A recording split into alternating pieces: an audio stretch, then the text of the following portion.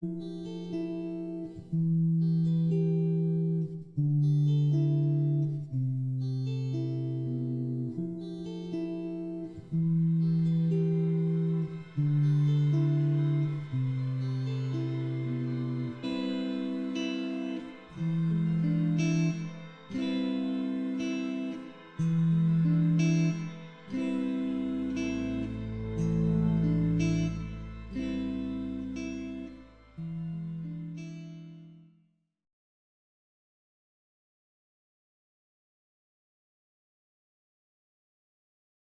name is Christopher Cox, and I am a horror filmmaker. I specialize in horror movies. I'm a director, writer, editor, producer, just kind of homegrown indie filmmaker, doing as much as I can. I've been doing it forever. I've always been creating stuff. I was a very just like motivated, passionate kid. I always just had ideas and wanted to get them out there. And when I was 9 years old, I used my parents' camera. It was used tape.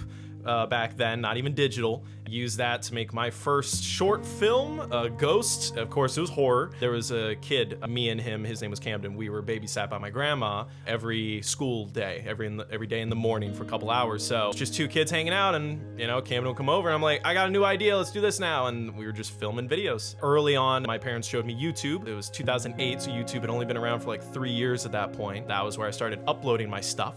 Lo and behold, I ended up making a Nerf video called Nerf for the Candy Bar, and that's what started my journey. People started watching my stuff, and for the first time ever, I had strangers watching my films and liking them. So that's where kind of my path was laid before me, and I was like, yep, I'm gonna keep following this path and making films.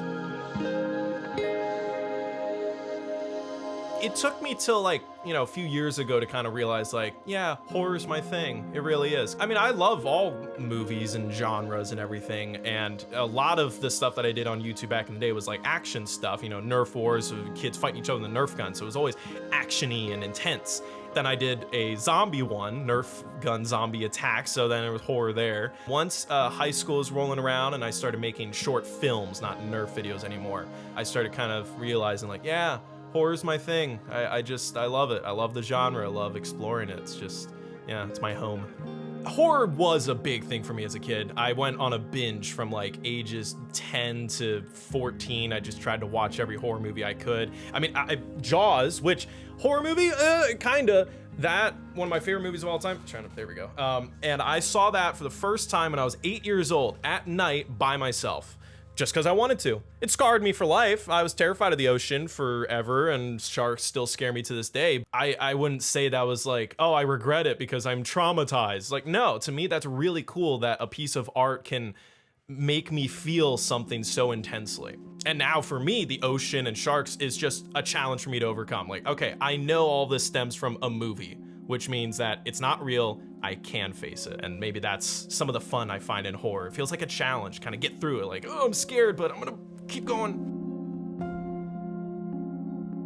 A lot of times I'll hear ideas for scary stories, and then I will just imagine myself in that scenario, and I'm just what would I do and how would I go about it? And I'm very inspired by works like Mike Flanagan.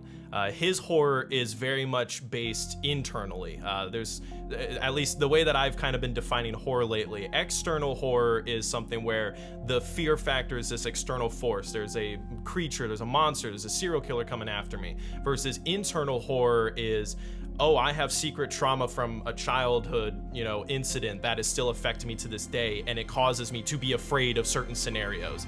And that's the kind of horror that I'm interested in, and that's ties in with psychological, because all of us at times, our minds will trick us in life and put us into this really anxiety, scary headspace. And I'm very interested in just telling that visually and allowing people to kind of see themselves in other things. Because I think when it comes to mental health, I think a lot of filmmakers try to go more the drama route and go the crying, sad, woe is me, mopey side of it. And it's yeah, sure, depression, full of that. But to me, the true, darkness of mental health is horror. It's scary. You get scared of your own mind.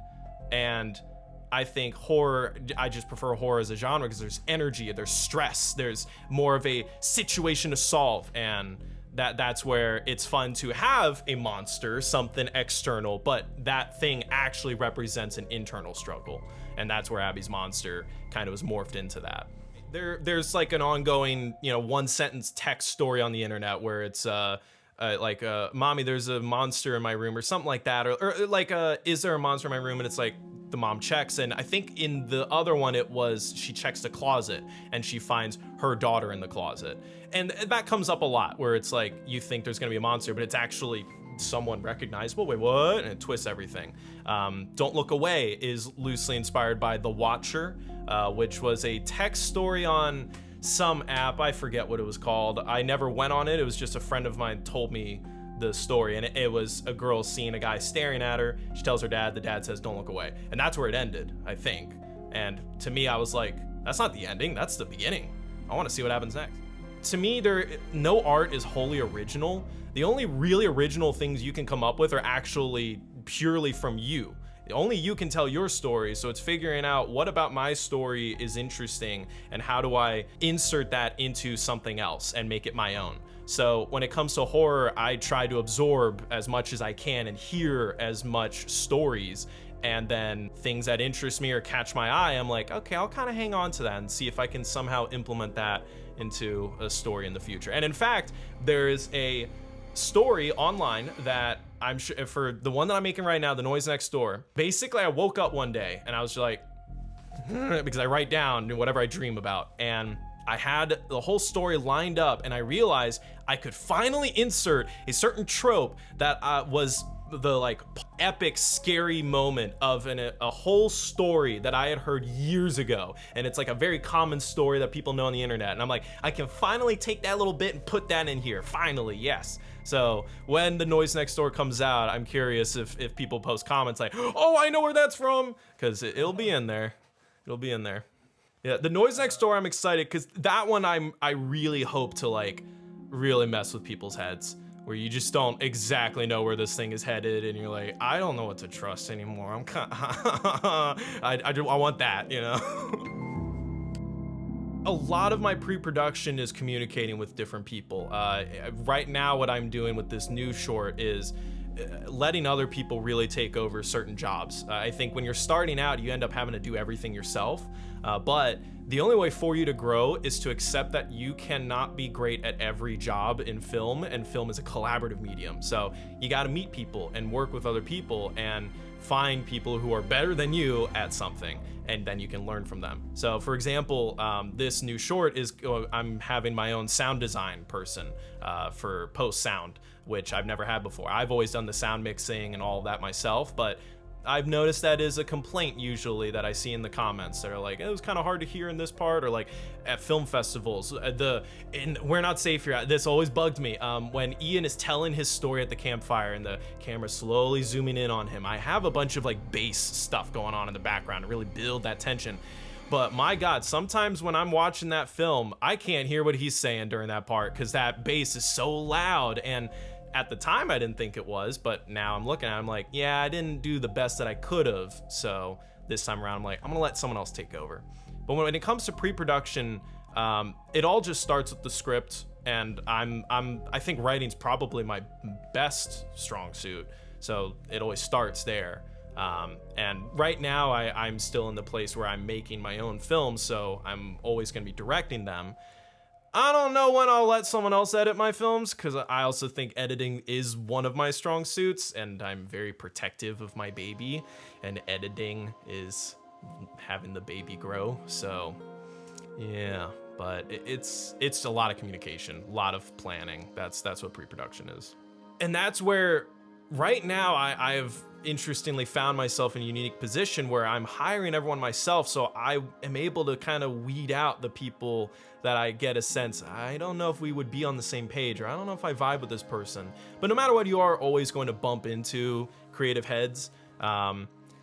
Sometimes at the end of the day, it's who's in charge, because whoever's in charge has the final say. Whoever's paying the bills is in charge. So, eventually, sometimes if you reach a point, you do have to remind someone like, hey, this is still, come on, The struggle when it comes to creative differences is sometimes it is an ego-based thing.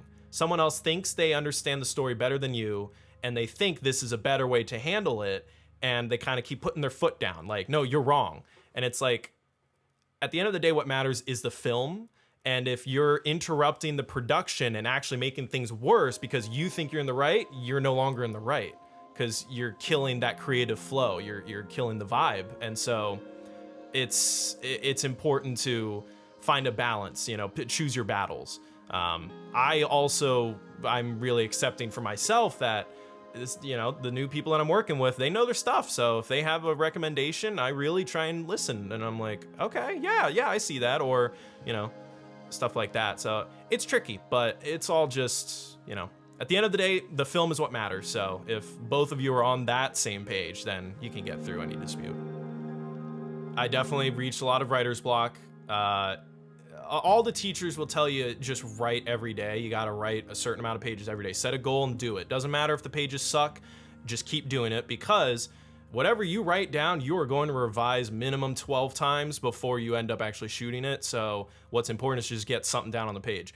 I've also realized the reason why that works is because I find it so much easier to look at something and figure out what's wrong with it rather than try and visualize everything and then write down perfection. Because I think that's our problem. We think this isn't good, so I'm not even gonna write it down. No, write it down, because now it exists, and now you can look at it and go, oh, now I see what's wrong with it, and fix it.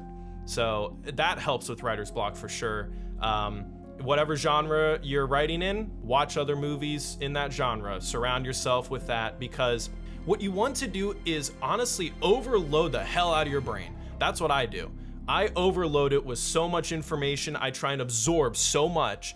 And even though I don't remember most of it, it's still in there. The subconscious is keeping track of everything. And you never know when that will secretly inspire something. Without giving it away, there is an aspect of the video game Left 4 Dead. One of my favorite video games of all time. I love it. It's sort of a horror game, action horror, whatever. Little did I know, like recently I was meeting with my makeup artist, and we were talking about a certain character in my new film. And when she was asking me questions, I was answering them, and then I was thinking in my head, hang on, wait. Oh, I somehow had kind of copied something in Left 4 Dead without even realizing it. I've been working on this film for months, and it was only recently I was like, oh wow, that's like actually pretty similar to what the, you know. And that's where it's because it's in here. It's somewhere in here. And the more, and that's the other thing, if you only absorb a limited scope of whatever you're interested in, you will forever be in that scope. You won't be able to stretch outside of it. And people can tell. People can tell that you don't actually understand this genre or this kind of story because you've only absorbed the surface level of it. It's the filmmakers that succeed are the ones that know everything about something because they're able to draw from everything. And the more inspiration you have, the less likely you are to reach writer's block.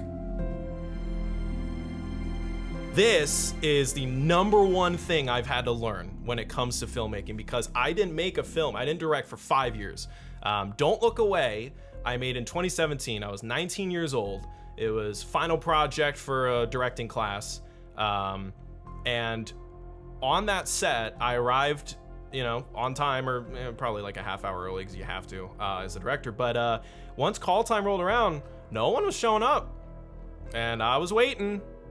Put all my eggs in this basket, and my entire cast and crew are not responding to me.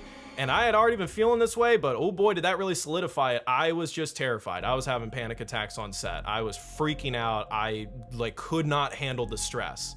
And that's why I stopped. I was like, I can't handle the stress. I'm done with that. I can't do it. And I didn't direct for 5 years. But then I finally got back to doing it because I kept coming up with ideas, and it was, you know, I had to get back to it. And so I did. And it felt good. It felt good as, you know, no longer a student. I'm an adult. Hiring people, sure, costs a lot of money, several $1,000s each time, minimum. But I was starting to surround myself with people that were interested and passionate and communicated, and, you know, it felt good. But I still think there was something missing. Throughout Sweet Dreams, We're Not Safe Here, and Abby's Monster, I made those in the span of a year. I was getting better and feeling better, but there was still something up. And I stopped making films for a bit, and I was writing a script for a while, and that was, that was a whole process. But now that I'm back again and I'm making this short, I'm now realizing what was causing all that stress the whole time. No matter what, you're always gonna be stressed because you are hopeful to create something, and that's really hard to do in this world.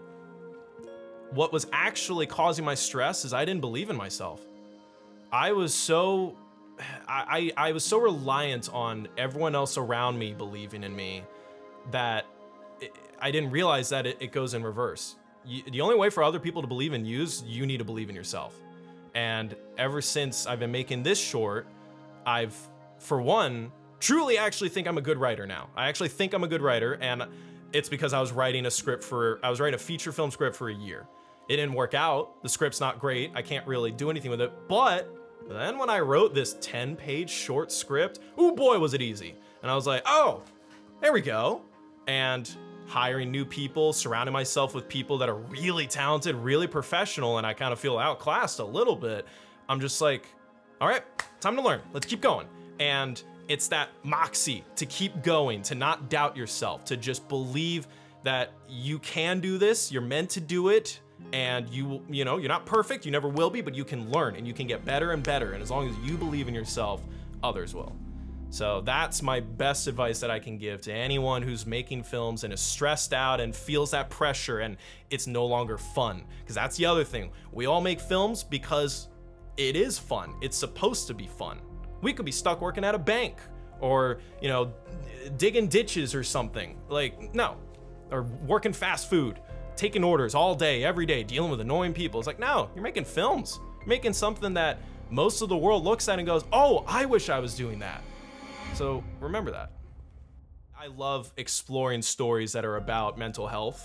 To me, mental health is health, actually, because a lot of times physical problems are actually emotional problems that, stress actually affects your body. It affects your body. It'll cause things, and stress is up here. So life is all about mastering up here because the brain's the most complicated organism in the known world, and we don't know everything about it. But we're trying to figure it out. And for me, exploring the darkest depths and the pain of real life in here is something that I'm most interested in because I feel like I can learn from it and share my teachings with other people. So I'm just always trying to pay attention to how I'm feeling and why I'm feeling a certain way and how to keep going, how to keep moving forward. And recently I've realized I wasn't believing in myself. I assumed I wasn't good enough and I needed other things to validate my success instead of just believing, no, I can just do this, and I will. So The Noise Next Door, taking place in my apartment. And it's funny because when I set out to make it, I was thinking, I'm gonna save a lot of money just using my apartment, because usually location, that's gonna be a lot of your budget. And then, I don't know, this is what happens every single time is I go out to make a film and I'm like, all right, this time I'm gonna make it easy and simple. And then it just blows up and becomes a whole other beast. But I feel good about it this time. This one is another psychological horror film. It's going to look very different, I think. Visually, it's gonna be a step up and just different from my previous work. I'm working with a new DP this time around. That DP also has his own kind of extra crew with an AC and a gaffer, and now a grip is attached to the project. And so there's a lot more sort of beef going into the crew side of things behind the camera that I think will really show. And also the camera that we're using, different from the previous cameras that I've used. And so I think visually the film's gonna look different. Also, my DP is a horror fiend. He recommended a film to me called Krisha. Came out in 2015, super low budget. I watched it and oh boy, I can't stop thinking about it. And it's exactly what I've been talking about, where the horror is internal, and I love that. And so we're on the same page. He knows his stuff, so we're ready to vibe and just make a horror film. The Noise Next Door, I really can't think of a more clear title. I think as soon as you hear that, you know what the film is gonna be about, and that is what it's about, kinda. And that's the fun part, because I think my favorite part about making films and telling stories, and I try to do this with everything I've ever done, is I love surprises. I love setting up expectations and twisting it somewhere else and telling you, oh, nope, it's actually over here. And horror is a very fun genre to do that in, because usually those twists lead to scares or, definitely gonna be fair amount of that in this one. And yeah, I think it'll be the biggest, best one yet. I'm feeling good about Noise Next Door. I definitely, for pre-production, this has been the most fun for me. Even though I've probably put in the most work ever, it has not felt like work at all. And that's why I'm so happy, because before making the film, or before making any film, like if you really sit down and think about all the stuff you have, it's funny actually, because previously it was during pre-production, I would be like, God, this is a nightmare. And then you're like, you finish the film, you're like, I'm done. I'm not making one for a while. And then a few months later, you're like, I got this idea. I want to make this film. And then you think to yourself, wait, I really want to make this. Why did I say I wasn't going to make another one? And then you get into pre-production and you get to scheduling people and spending money, and a ton of shit happens. And you're like, oh, that's why I was tired of this. But right now, I'm not feeling that. I'm feeling good. It's going to be a lot. The shoot is 1 day, 12 hours. We have 54 shots planned. 11-page script, 54 shots, 1 day. That's and to put that in perspective, Abby's Monster was roughly 54 shots, and we had 2 days to do that one. It's yeah, this one's gonna be a lot, but everyone's game for it. That's the thing. I keep kind of going to my DP like, all right, I got 54 shots. I know that's a lot. You know, if you want to cut some stuff, we can try. And he was like, no, let's do it. I'm like, that's why I hired you. Yeah. When you're getting into the world doesn't want you to be creative, that extends an entire other podcast's worth of things to talk about.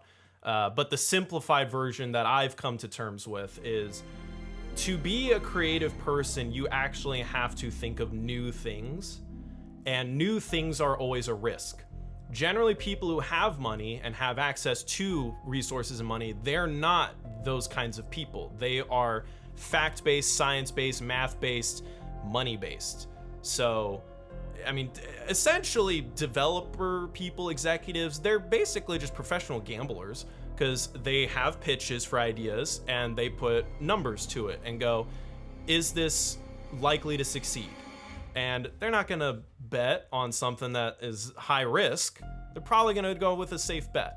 And that's why everyone nowadays just loves to say, oh, movies suck nowadays, where's all the good stuff? Well, all the good stuff is not on an algorithm. You have to find it yourself, dude. Sorry. The algorithms are number-based, money-based. They're not creative-based. You have to really think of something new to find it. And the best way that I have found when it comes to actually exploring new things is to listen to people. Word of mouth. Talk to people. When people recommend things to you, actually think about it, you know? Don't just go, oh yeah, I'll check that out. It's like, no. If someone actually decided to recommend something to you, maybe give it a shot.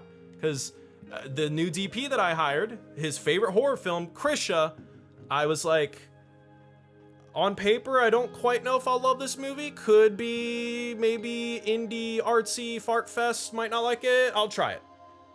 And oh boy, I loved it. And I'm like, oh my God. Yeah. And now I'm watching all the films that he's recommending to me. And yeah, so the world is not, it's not built on creative foundation, but I think it's very important to stay true to yourself and not let the corporatized, you know, horrible, you know, algorithm ruled world suck your soul out.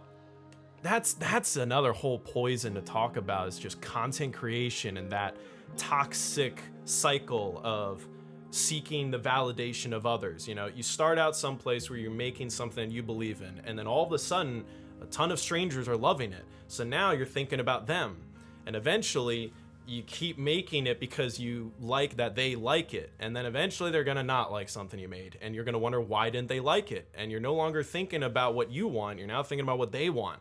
And if they keep being unhappy or they stop watching, suddenly now you feel like you're not worth it anymore. But there was a time where that didn't matter.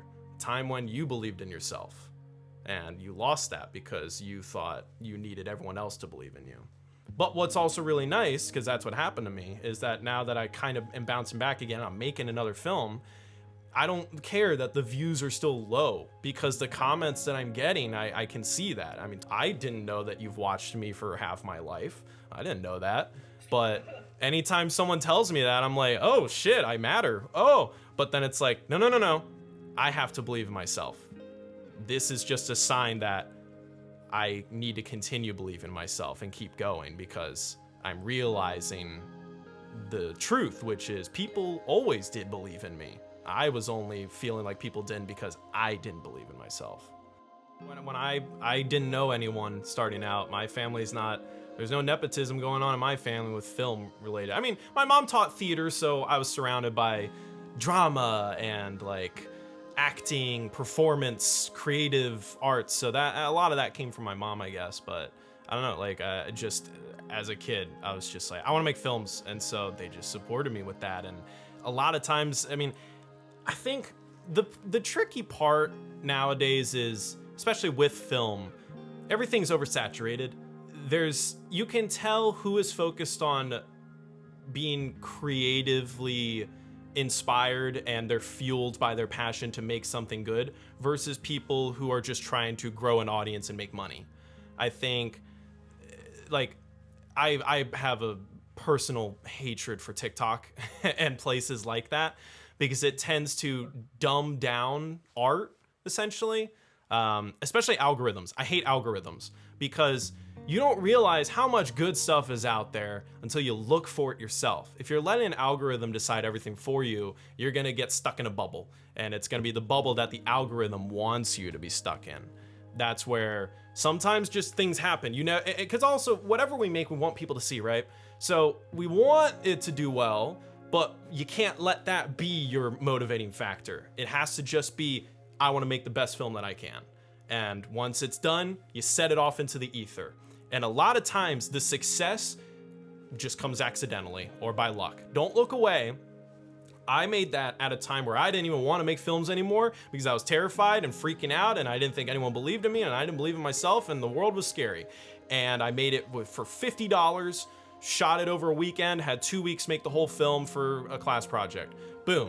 It was at a time I wasn't getting no views. As soon as I stopped Nerf, no one wanted to watch my stuff, and that was a big bummer. I knew that was gonna be a big sacrifice, but I also, to me, I realized that my life is a story, and people kind of tune into it, and so sometimes I have to be responsible with that story, and I need to be responsible with my story in my life.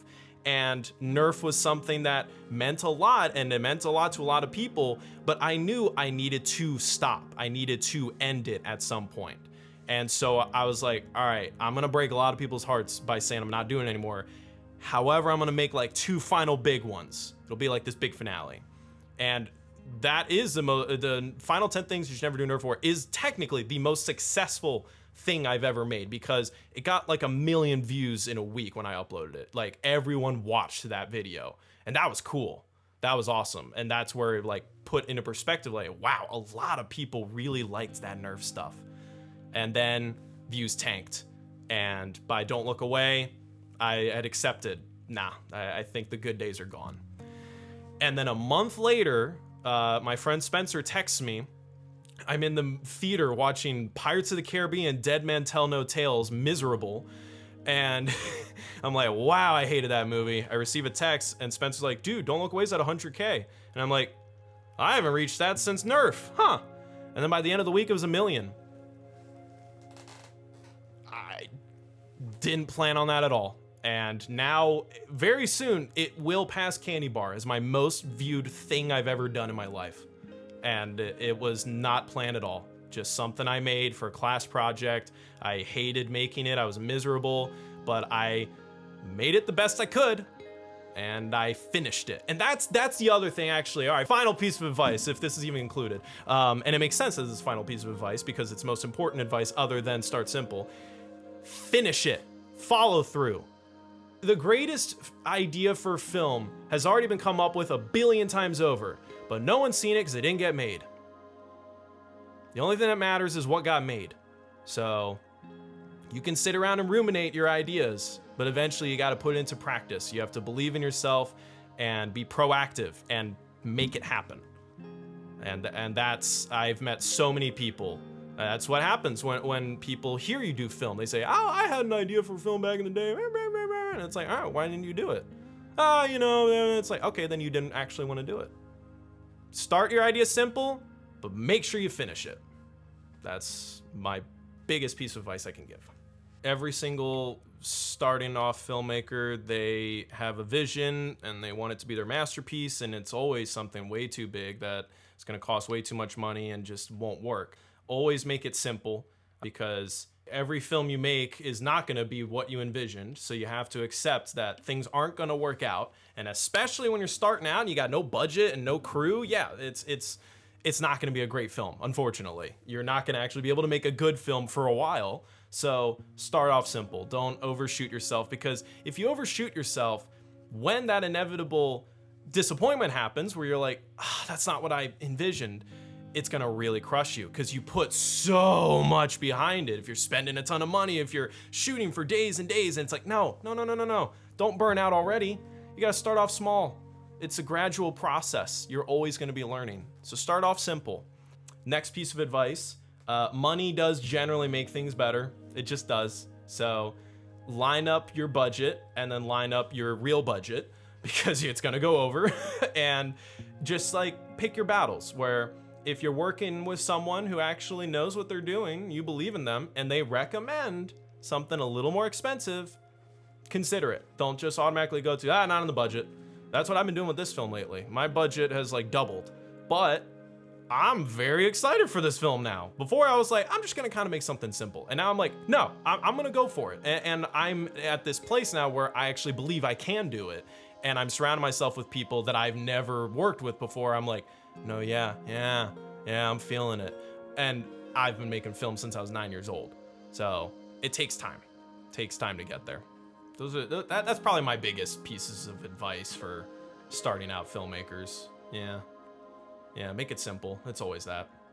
Oh, and just like get on sets, meet people, keep doing it too. Because the number one lessons are learned through experience. Like film school helps a ton, but just sitting around, mulling over ideas and watching video essays, it's not gonna make you a filmmaker. You're not really gonna know how it works until you do it yourself. And then you really learn.